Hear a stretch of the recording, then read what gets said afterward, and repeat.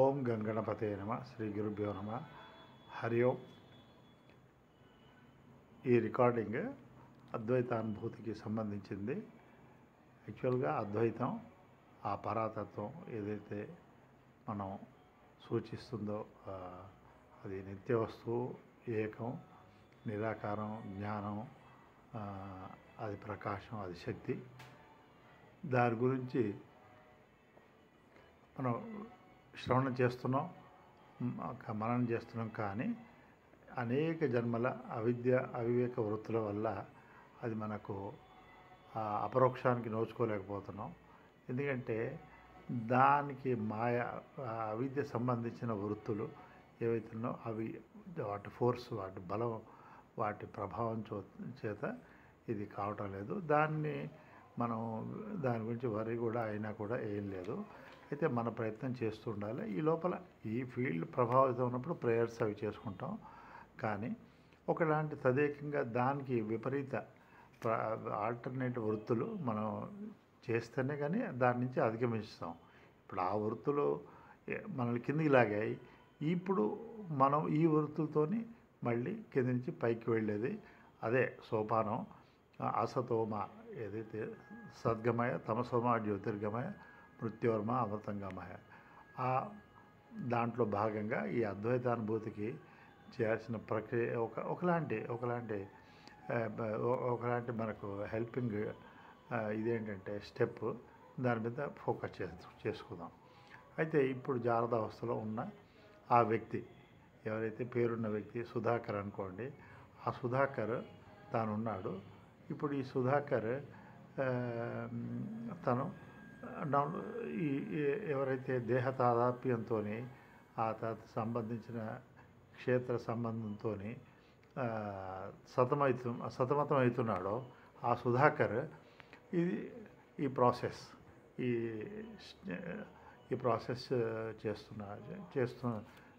చేస్తున్నాడు. అయితే ఏంటంటే అతను శిరస్సు నుంచి, స్థూల శరీరం ఫస్ట్, శిరస్సు నుంచి మనం చూస్తే ఆ శిరస్సు నుంచి శరీరం అంతా కూడా దాన్ని గమనిస్తూ స్కాన్ చేస్తే, మానసికంగా స్కాన్ చేస్తూ ఆ శరీరం యొక్క మొత్తం ఔటర్ బాహ్య స్కెచ్. అదొక 5 భుజాలు కలిగింది. అది దాదాపు 12 క్యూబిక్ ఫీట్ అనుకోండి, వాల్యూము. అదంతా కూడా మనకు గోచరిస్తున్నది. అండ్ తల నుంచి శిరస్సు వరకు అనేక పార్ట్స్ ఉన్నాయి, గ్లాండ్స్ ఉన్నాయి, ఆ భాగాలు ఉన్నాయి. తలలో అన్ని ఇంద్రియాలు ఉన్నాయి అండ్ గ్లాండ్స్ ఉన్నాయి. ఇది నెక్, మెడ అండ్ భుజాలు, హృదయం, లంగ్స్, పేగులు, లివరు, అన్ని పార్ట్స్, కిడ్నీస్, మళ్ళీ మన కటి, ఇది థైస్, మోకాళ్ళు, ఇదంతా నకశిక ఉంటాం. ఇదంతా కూడా రక్తం, మాంసం, బొక్కలు, నాడి, నర్వస్ సిస్టము, వీటితో కూడుకుంది. ఇదంతా కూడా డిఫరెంట్ పార్ట్స్, డిఫరెంట్ లొకేషన్లో పోగైనది. దీన్ని సంహిత అంటాం. ఏదంటే ఇది పోగైంది అండ్ ఇది తెలుసుకోబడ్డది. అండ్ ఇది జడం తెలుసుకోబడింది. అండ్ దీనికి శ్వాస ఆడుతుంది, దీనికి ఉష్ణం ఉంది, 96 degrees, గుండె కొట్టుకుంటుంది. అండ్ దీనికి సంబంధించిన లక్షణాలు, ఇది కూర్చున్నది, పడుకుంది, ఇది నానా కర్మలు చేస్తుంది.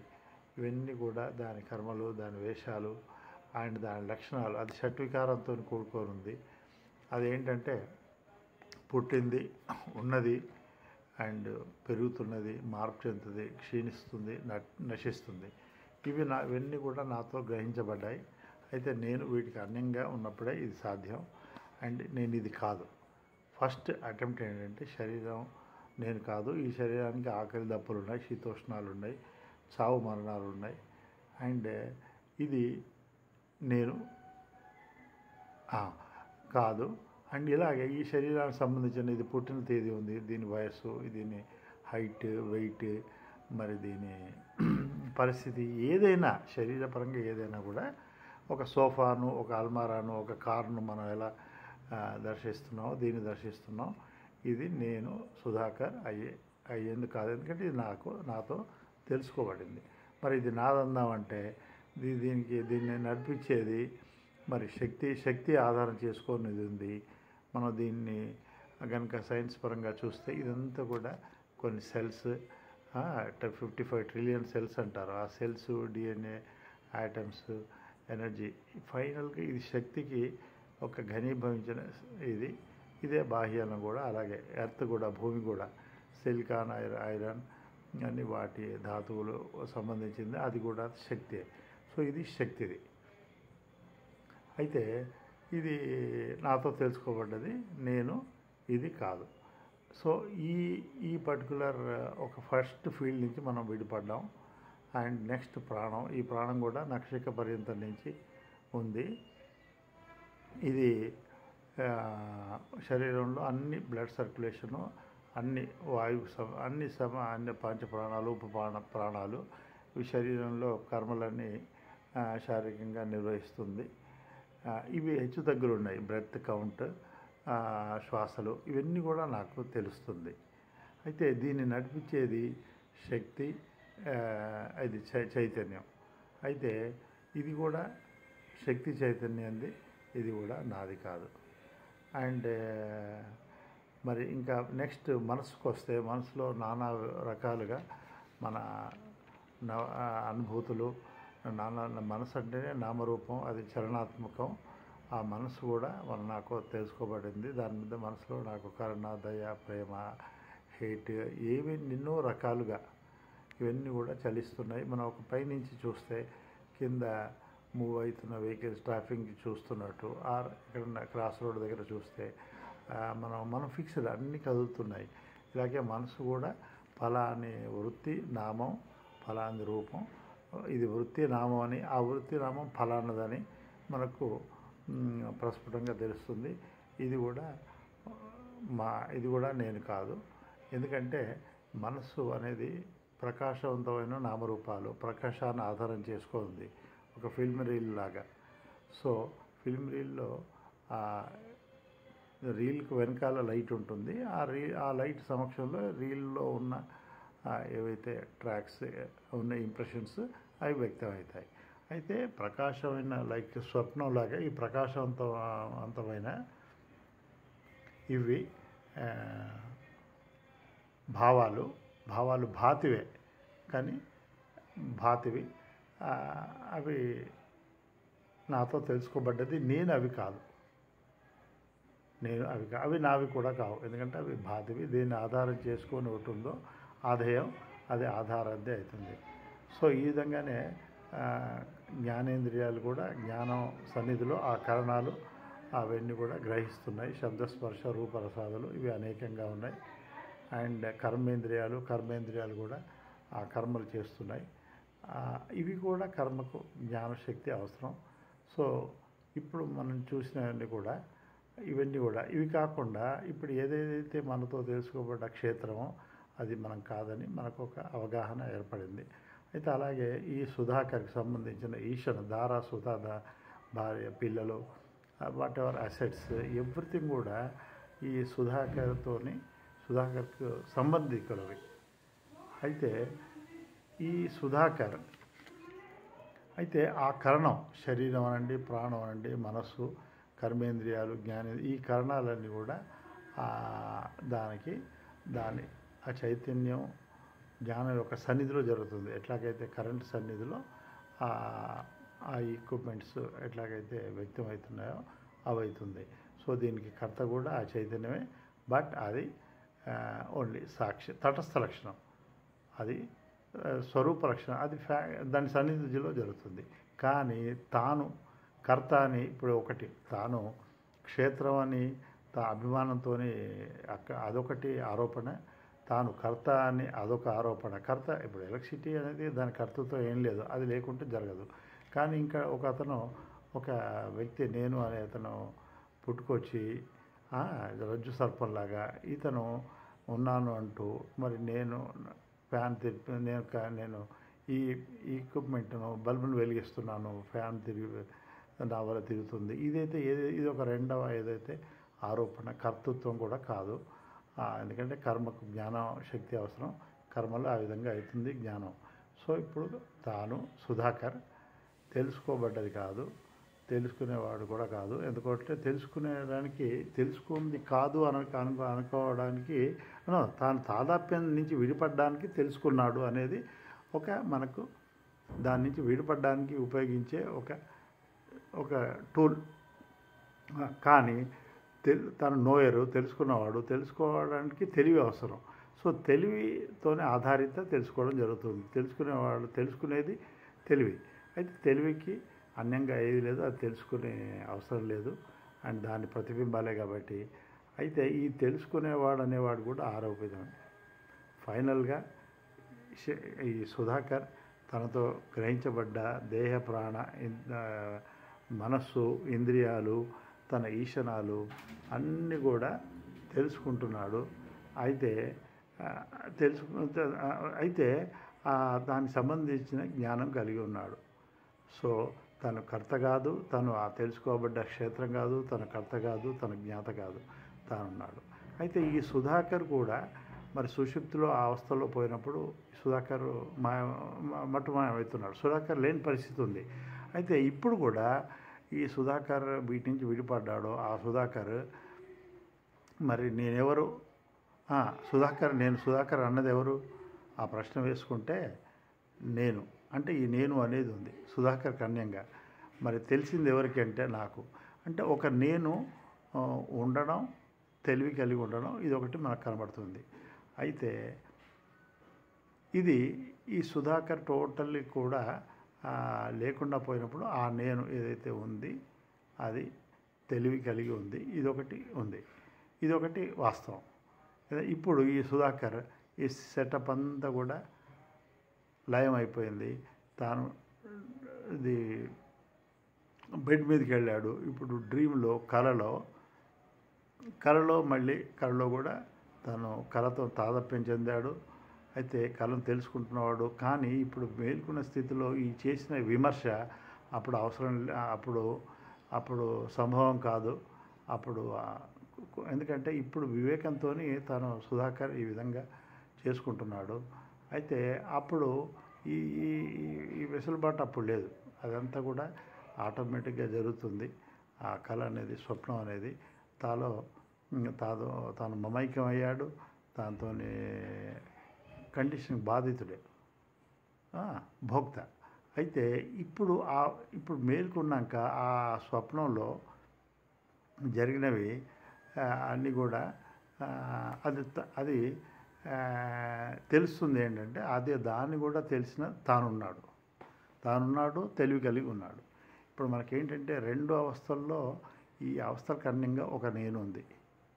అయితే ఇప్పుడు ఈ డ్రీమ్ స్వప్నంలో ఉన్న అతను కూడా మళ్ళీ సుషుప్తిలోకి జారుకున్నాడు. సుషుప్తిలో కూడా తను సుఖం అనుభవిస్తున్నాడు. అలాంటి ఒక ఆనంద సముద్రంలో మనం దాన్ని దానికి ఉన్నప్పుడు మనకి ఒక బ్రీజ్, ఆ ఆనంద లహర్ అది మనకు ఉన్నట్టు సుఖిస్తున్నాడు. అయితే అప్పుడు కూడా తన పరిస్థితి ఏంటో తెలియని పరిస్థితి, అది కూడా మేల్కొన్నాక తెలిసింది. ఏమని? ఆ సుఖం అనుభవించిన వాడిని కూడా తెలుసుకున్నది నేనున్నాను. ఈ విధంగా మనకేమి ఒక రూఢిగా తెలుస్తుందంటే 3 అవస్థల్లో ఒక నేను ఉంది, దానికి పేరు లేదు. అది మూడింటికి విడిగా ప్రకాశిస్తుంది, మూడింటికి అధిష్టానంగా ప్రకాశిస్తుంది, మూడింటికి సాక్షిగా ఉంది. అది 3 స్టేట్లో ఉంది. ఇవి జాగ్రత్త, స్వప్న, సుషుప్తాలు అంటే ఆ ఓమా అంటే అది నేను ఓం. అయితే ఈ నేను ఓం అనేది అంటే 3 అవస్థలో ఉన్నందుకు ఒక ఇండికేటర్. అయితే అదే ఈ మూడింటికి ఆధారంగా ఉంది. ఒక వ్యక్తి కనుక 3 ఫిల్మ్ స్టూడియోస్లో పనిచేసినట్టు 3 ఒక ఫిలిం స్టేట్లో ఒక ఫిలిం స్టేట్లో. అయితే ఆ సుధాకర్ అనేది ఏదైతే జాగ్రత్తావస్థలో అయితే ఆ సుధాకర్ సిస్టమ్ అంతా అదొకటి, అట్లాగే స్వప్నం, ఈ 3. అయితే ఇప్పుడు ఒక చిన్న స్మాల్ రిట్రాస్పెక్షన్ ఏంటంటే స్వప్నంలో అదంతా కూడా మన భావాలే, భౌతికాలన్నీ భావాలే, అవన్నీ కూడా బాహ్యంలో ఉన్నట్టున్నాయి, లోపల ఉంది. ఇప్పుడు స్వప్నంలో క్రికెట్ ఆడుతున్నాడు, సూర్యుడు ఉన్నాడు, లైట్ ఉంది, బౌలరు, బ్యాట్స్మెను, వాళ్ళ ఫుడ్డు, బ్యాటింగ్, ఎవ్రీథింగ్, స్టేడియము అన్నీ కూడా లైటే. అయితే లోపల యాక్చువల్గా ఉంది, బయట ఉన్నట్టు. ఇప్పుడు కూడా జాగ్రత్తావస్థలో బయట ఉన్నట్టుంది, కానీ అవన్నీ మన జ్ఞానం లోపల ఉన్న జ్ఞానానికి గోచరించినప్పుడే ఉంది. ఇదంతా కూడా లోపలే, ఎగ్జాక్ట్లీ 1 to 1. అయితే ఇది దాని జాగ్రత్తావస్థను మనం ఒక ఎక్స్ అనుకుందాం, క్యాపిటల్ ఎక్స్, అండ్ స్వప్నం వై అనుకుందాము, దీన్ని జెడ్ అనుకుందాము. అయితే దీనికి భేద బాధ ఉంది. భేద అంటే ఎక్స్ వై కాదు, వై జెడ్ కాదు, అది ఒకటి కాదు. ఇంకోటి బాధ ఏంటంటే ఎక్స్ ఉన్నప్పుడు వై లేదు, వై ఉన్నప్పుడు జెడ్ లేదు, ఒకటి ఉన్నప్పుడు ఒకటి లేవు. అయితే ఈ స్థితి లేనిది ఆ నేను అనేది 3 అవస్థల్లో ఉన్న ఒక ప్రకాశం. అది దానికి భేద లేదు, బాధ లేదు. మనం అటువైపు చూసినప్పుడు ఏంటంటే తాను ఉన్నాడు, తాను జ్ఞానం కలిగి ఉన్నాడు. ఇది కూడా ఇది నిర్హేతుకం. ఎందుకంటే జ్ఞానం అనేది ఒకటే, అండ్ అది అపరిచ్ఛిన్నంగా అంతటా ఉంది. ఇప్పుడు ఇదే స్థితిలో ఈ పాయింట్కు వచ్చిన వాళ్ళు 100 మంది ఉంటే, ఈ 100 మంది ఈ విధంగా ఇదే చెప్తే దెన్ జ్ఞానం అంత అన్ని 100 ముక్కలు అయినట్టే. కానీ జ్ఞానం ముక్కలు కాదు, జ్ఞానం ఎప్పుడు పీసెస్ కాలేదు. జ్ఞానం ఎప్పుడు అది ఫామ్లెస్, అపరిచ్ఛిన్నం. అది ఎప్పుడు ఇది కాలేదు, పరిచ్ఛిన్నం కాలేదు. అయితే మరి ఏది వాస్తవం? ఇంకొకటి, నేను జ్ఞానం కలిగి ఉన్నాను, నా జ్ఞానం ఉన్నప్పుడు నేను ముందుంది జ్ఞానం దాంతో పొందబడింది. అయితే నేను ఇప్పుడు ఒక వస్తువును పొంది ఉన్నాను అంటే వస్తువు జడం. అలాగే నేను జ్ఞానం కలిగి ఉన్నానప్పుడు జ్ఞానం కలిగి ఉంచుకునేది అది అసంభవం. జ్ఞానాన్ని కలిగి ఉంచుకునేది ఇంకో జ్ఞానం ఉండదు. అయితే ఈ విధంగా ఇదొక నిర్హేతుకం, ఇది అనుచితమే. సో ఏది ఉచితం? ఇప్పుడు ఇంతమంది ఒక ఎలక్ట్రిసిటీ కనుక మన ఎక్కడి నుంచి త్రూ అవుట్ ఉంది, ఆ ఎలక్ట్రిసిటీ ఆ పర్టికులర్ ట్రైన్లో ట్యాప్ అవుతుంది. అట్లాగే బయట ఉన్న ఎలక్ట్రిసిటీ ఒక్కొక్క ఇంట్లో వచ్చింది. ఇంట్లో ఎలక్ట్రిసిటీ లక్షణ రీత్యా బయట ఉన్నది ఒకటే, కానీ అది అంతటా ఉంది. ఇది ఒక పరిధిలో ఉంది.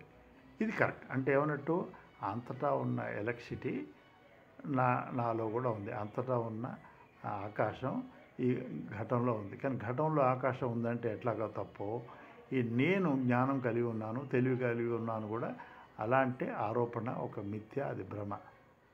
అయితే దీన్ని ఏంటంటే మనం 180 degrees దీన్ని రివర్స్ చేసినప్పుడు అది సహేతుకమే. ఏది? జ్ఞానం నన్ను కలిగి ఉంది. అయితే జ్ఞానం నేనుగా ఉంది, జ్ఞానమే. ఒక ఇంకుతో మనం ఎట్లాగే 2 అక్షరాలు రాసామో, ఇంక్ నేనుగా ఉందంటే కరెక్ట్. అదే ఇంతకు మునుపు జరిగింది ఏంటి? నేను ఇంక్ కలిగి ఉన్నాను, నా ఇంక్. అండ్ ఈ నేనుకు అస్తిత్వం ఏదైతే అస్థి అంతటా ఉందో సదా సర్వదా అది నేనుగా ఉందంటే, ఇక్కడ ఏంటంటే ఈ ఉపమానంలో ఇంకుకి మనం తెలివి జోడిస్తే, అయితే తెలివి డైరెక్ట్గా తెలియపరుచుకుంటుంది నేను అని. ఇది సాధ్యమే అన్నిట్లలో.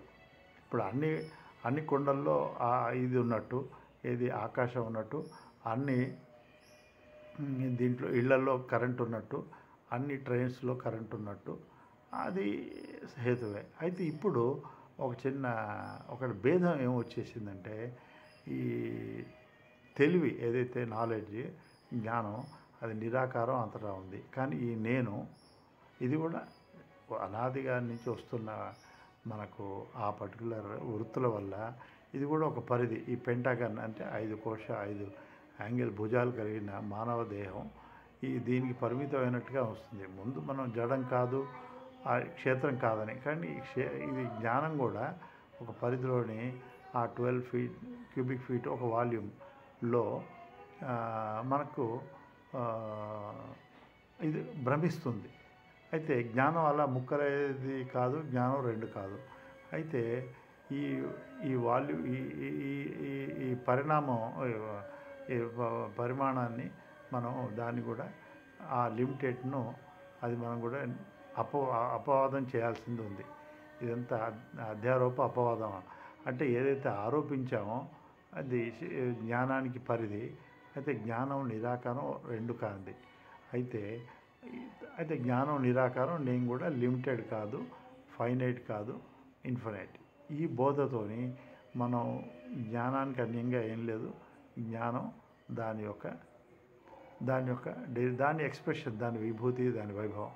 ఎలాగైతే మన స్వప్నంలో మేల్కొన్నాక చూస్తామో తైజస్సు, అది దాని ప్లే, దాని మాడిఫికేషన్స్. అలాగే జ్ఞానంలో కూడా ఏకమేవ అద్వయం. ఈ విధంగా ఇప్పుడు ఇందాక చూసింది నేను, మరి ప్రతిబింబం, బింబం అంతటా ఉంది, ప్రతిబింబం చలిస్తుంది. ఒక ఎయిర్క్రాఫ్ట్ కనుక ఆకాశంలో చలించినట్టు, ఒక పక్షి కనుక, ఒక క్లౌడ్ కనుక మరి స్పేస్లో చలించినట్టు, ఆకాశం రీత్యా ఆకాశం, చలించే ఆకాశం, ఇది రెండు కూడా వన్ అండ్ సేమ్. అది అక్కడ రెండు లేవు. ఇప్పుడు ఫ్లైట్లో, ఎయిర్క్రాఫ్ట్లో ఉన్న ఆకాశం, బయట ఉన్న ఆకాశం, అది ఎప్పుడు ముక్కలు కాలేదు, విభజన కాలేదు. అలా ఆకాశం కంటే ఆకాశాదపి సూక్ష్మత్వాత్, ఆకాశం విభజన కావటం లేదు. ఆకాశాన్ని అగ్ని, పంచభూతాలు ఏం చేయలేవు. అగ్ని ఇది చేయలేదు, కాల్చలేదు, నీళ్లు తడపలేదు. మరి దానికి ఇది బియాండ్. ఆ ఆకాశం కంటే ఇంకా సూక్ష్మ చిదాకాశాన్ని మరి ఏది కూడా దాన్ని చేయలేదు. అది ఒకటే, దాన్ని ముక్కలు చేయలేదు. సో ఈ విధంగా మనం ఈ ఉపమానాలతోని అద్వైతానుభూతి. అయితే ఈ ప్రాసెస్, దీనికి వ్యతిరేకంగా ఇప్పుడు ఉన్నాయి మనకు అనాది నుంచి వచ్చిన అవిద్య, అవివేక వృత్తులు. ఆ వృత్తులన్నిటి కూడా ఈ వృత్తి దాన్ని ఒకటి చేర్పేస్తుంది. ఆ వృత్తి ఇది ఎప్పటి వరకు చేయాలంటే, ఆ వృత్తులు ఒక సాల్ట్ బాత్, ఒక ఉప్పు ఒక గిన్నె ఉప్పు ఉంది. ఆ ఉప్పులో మనం ఇప్పుడు ఈ ప్రక్రియ అంతా కూడా ఒక వృత్తి వేస్తున్న, ఒక డ్రాప్ వేస్తే ఎప్పటివరకు వేయాలంటే, ఎప్పటివరకైతే ఉప్పు లక్షణాలన్నీ కూడా పోయి మరుగున పడి తీపి లక్షణం టేక్ ఓవర్ చేసిందో, అదే స్థితిలో అది మన రియాలిటీ అవుతుంది. ఇప్పుడు దానికి అన్యంగా ఉంది, మన రియాలిటీ ఉంది. ఆ స్థితిలో అదే మన రియాలిటీ అవుతుంది. అది మన స్వరూప స్థితి. ఏదైతే ఉపనిషత్తులో, ఏదైతే అల్టిమేట్ సత్యమో, తరత్ శోకం ఆత్మవిత్ ద్వితీయాద్భవతి భయం, ఏదైతే మన స్వరూపమో ఏకమేవ అద్భుతం, శివం, శాంతం, అద్వైతం ఏదైతే ఉందో, ఆ స్థితిని పొందడానికి ఇది ఒక స్టెప్ వేసినట్టు. ఇలా ఎన్ని స్టెప్పులు వేస్తే మనం ఆ టెర్రస్కి పోతాం. ఇప్పుడు ఎన్ని స్టెప్స్ కింద గహన కర్మణాగిది, ఎన్ని స్టెప్పులు కిందికి వచ్చామో తెలియదు. సో అన్ని స్టెప్పులు మళ్ళీ పడుతున్నాయి. ఒకటి 10 ఫ్లోర్స్ దిగాము, మళ్ళీ 10 ఫ్లోర్లు ఎక్కితే కానీ అక్కడికి వెళ్తాం. సో ఆ స్థితి, అది ఇమ్మార్టాలిటీ. ఆ స్థితిలో మనం ఇది చ్యుతి నుంచి మళ్ళీ అచ్యుత స్థితికి పోతాం. తమసోమ అసతోమ సద్గమయ, తమసోమ జ్యోతిర్గమయ, మృత్యోమ అమృతంగమయ. ఇది పూర్ణత్వం, ఇది అమృతత్వం. ఇది మహాత్ములు చెప్పింది, ఇది మన శృతులు. దాని గురించే వేదాంతంలో ప్రస్ఫుటంగా దీని గురించి ఉంది. అయితే దీనికి ఇది అపరోక్షంగా చేయాలంటే మనం ఈ ప్రాసెస్, ఈ విధానం చేసినప్పుడు అపరోక్ష స్థితి వస్తుంది. ఆ ఈశ్వర వన్నెస్, పరమాత్మతోని ఏకమేవ అద్వయ స్థితి. మనం జీవో బ్రహ్మైవ నాపర, జీవో దేవస్థానాథ, అమృతస్య పుత్ర, ఈశ్వరంశ జీవ అవినాశి. అయితే అవి రెండు ఒకటే, కానీ ఆరోపించిన రెండవది వచ్చింది. ఆ ఆరోపణని, అపవాదం తొలగించుకోవాలి ఈ ప్రక్రియతోని.